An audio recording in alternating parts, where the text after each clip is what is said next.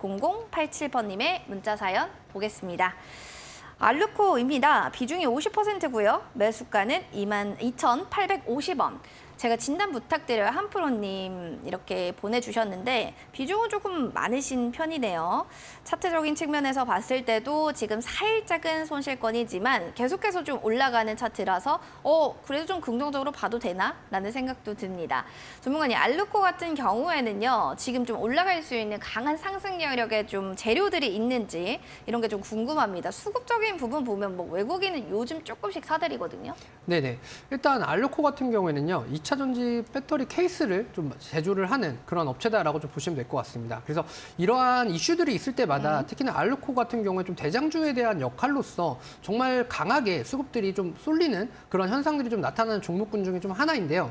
다만 최근에 있었던 이런 수급 쏠림이라던가 이런 부분들이 지금은 어느 정도 차익 매물로 좀 차트에 좀 다가왔습니다. 그래서 이런 것들을 좀 어떻게 좀 해소를 해야 될지 이런 것들이 좀 걱정이 좀 많으실 것 같아요. 특히나 비중에 대한 부분들이 좀 많다 보니까 이런 걸 좀 어떻게 헤쳐나가야 될지를 좀 모르실 것 같아서 일단 차트적인 부분을 보면서 좀 기술적인 분석으로 좀 설명을 드리도록 하겠습니다.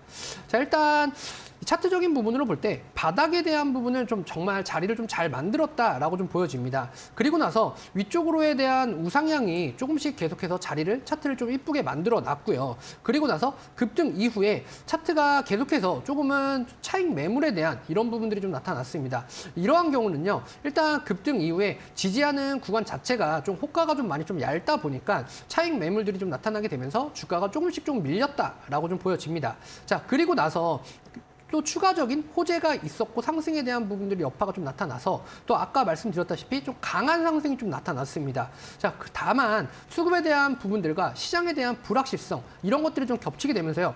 역시나 최근 3거래일 동안에 계속해서 좀 하락하는 그런 구조들이 좀 이어졌거든요.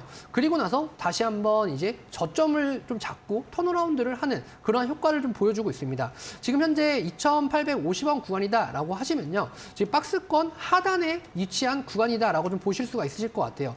제가 지금 이제 캔들에 대한 부분들을 좀 이제 잡아 드릴 텐데요. 지금 박스권 하단에 좀 매수가가 좀 위치를 하고 있기 때문에 이 구간을 좀 돌파하려면 강력한 수급적인 모멘텀이 조금은 필요합니다. 그렇다라고 하면 현재는 지금 뭐 매도를 하거나 해서 좀 손실적인 부분을 좀 확정을 짓기보다는요. 조금은 홀딩적인 관점으로 좀 보시고 시장에 좀 어느 정도 반응성이 좀 돌리는 그런 효과와 그다음에 호재성 이슈들을 좀 기다려 봄직한 상황이 좀 연출이 될 것 같습니다. 그리고 나서 좀 강력하게 좀 갭상승이라던가 이런 것들이 좀 나타나는 그런 한방이 좀 나타나는 시점에 어느 정도 비중에 대한 부분을 줄이시고요. 수익적인 부분을 좀 가져가시는 전략을 좀 짜시는 것이 좀 중요할 것 같다라는 부분을 설명드릴 수 있을 것 같습니다. 다만 2,400원 구간에서 지금 어느 정도 이 구간이 좀 무너진다라고 하면 2,200원 구간까지도 무너질 수 있는 위쪽 아래쪽 하단으로에 대한 이격도는 좀 열려 있습니다.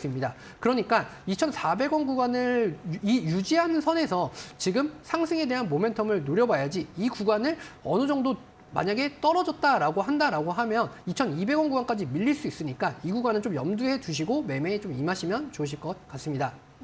알루코에 대한 또 이야기를 해주셨는데 또 사실 투자를 할 때는 또 마인드 컨트롤도 중요하니까요. 이게 어떻게 좀 내가 매매를 해야 될지에 대한 전략도 세부적으로 잘 짜주셨어요. 확인해 보시기 바라겠습니다.